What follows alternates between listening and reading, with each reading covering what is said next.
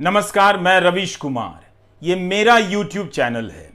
कई लोगों ने कहा कि मेरे नाम पर कई YouTube चैनल बन गए हैं और वे उस चैनल को फॉलो करने लगे हैं। जब असली सामने है तो नकली के पीछे क्यों भागना।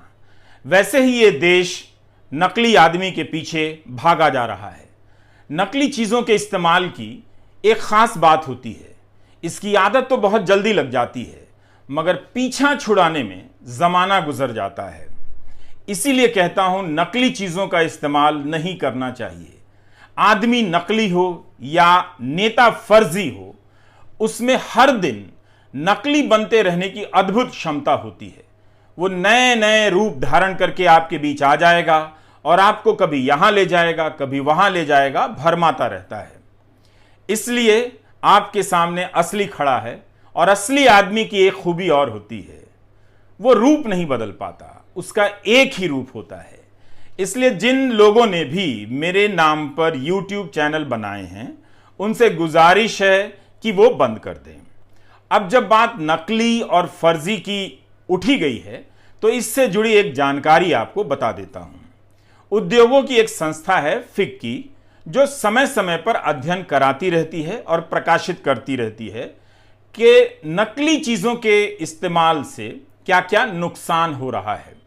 तो इसी तरह का एक अध्ययन 2017-18 या 18 के साल में प्रकाशित हुआ कि मशीनी कलपुर्जे जब नकली रूप में इस्तेमाल किए जाते हैं तो वो भी सड़क दुर्घटना का बड़ा कारण बनते हैं।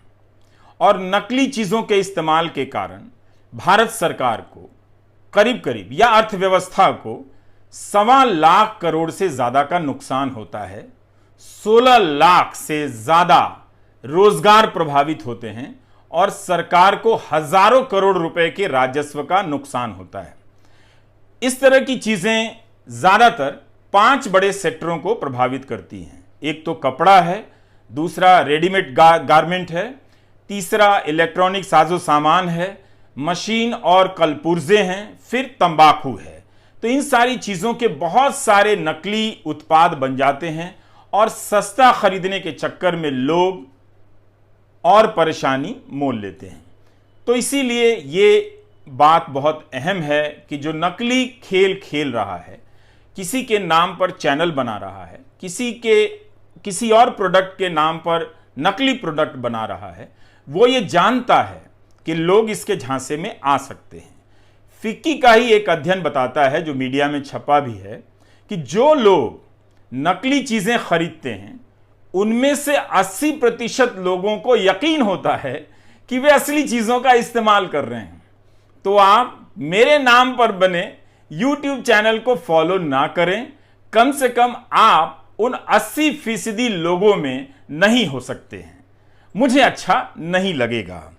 इसी तरह का एक अध्ययन मुझे लगता है कि YouTube और सोशल मीडिया की साइट्स को भी करना चाहिए कि जो लोग किसी के नाम पर ट्विटर हैंडल बना लेते हैं, YouTube चैनल बना लेते हैं, फेसबुक पेज बना लेते हैं, वो उस व्यक्ति का कितना नुकसान करते हैं। बात केवल आर्थिक नुकसान की नहीं है। कई बार किसी के नाम से पेज बनाकर लोग झूठी बातें फैलाते हैं, अश्लील चीज़ें पोस्ट कर देते हैं, ज़्यादा भ्रामक चीज़ें फैलती हैं तो लोग और परेशान होते हैं। और जिनके पास मेरा नंबर है, किसी तरह का संपर्क है, किसी के ज़रिए संपर्क है, वो अपनी परेशानी को मेरे नज़दीक ठेलते रहते हैं।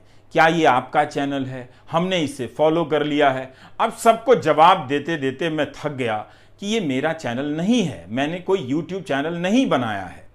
लेकिन जून के महीने में इस साल मैंने एक चैनल बनाया था। मुझे लगा था कि मैं इसमें काफ़ी कुछ कर पाऊंगा, मगर प्राइम टाइम की व्यस्तता के कारण वक्त मिलता नहीं है, तो बहुत कुछ कर नहीं पाया। कुंवर नारायण की एक कविता थी। पर अब लगता है कि मुझे उस चैनल को सक्रिय कर देना चाहिए, ताकि नकली चैनल जो बनते जा रहे हैं और लोग उसे फॉलो कर रहे हैं, उन लोगों की परेशानी दूर हो सके। तो हम इन चीज़ों के बारे में हमें ज़्यादा सतर्क रहना चाहिए। बहुत ज़रूरी नहीं है, हर बार ज़रूरी नहीं है कि कोई माँ गंगा की गवाही दे, उनकी कसम खाए तभी हम आप पर यकीन करें। ऐसे लोग ज़्यादातर मामलों में आपके यकीन का दोहन करते हैं, फायदा उठाते हैं।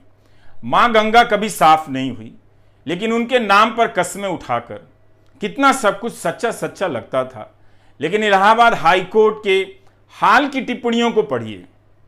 जब इस मामले में सुनवाई चल रही है तो हाईकोर्ट की बेंच की टिप्पणियां क्या हैं। इलाहाबाद हाईकोर्ट की तरफ से आवाज आ रही है कि जो सवाल पूछे जा रहे हैं गंगा की सफाई को लेकर, उन प्रश्नों के तो जवाब ही नहीं आ रहे हैं। इतनी सारी एजेंसियां खड़ी कर दी गई हैं, मगर इस एक बात का जवाब नहीं मिल पा रहा है कि जब पर्यावरण इंजीनियर नहीं है तो कौन इसकी जांच कर रहा है कि गंगा निर्मल हुई है या नहीं।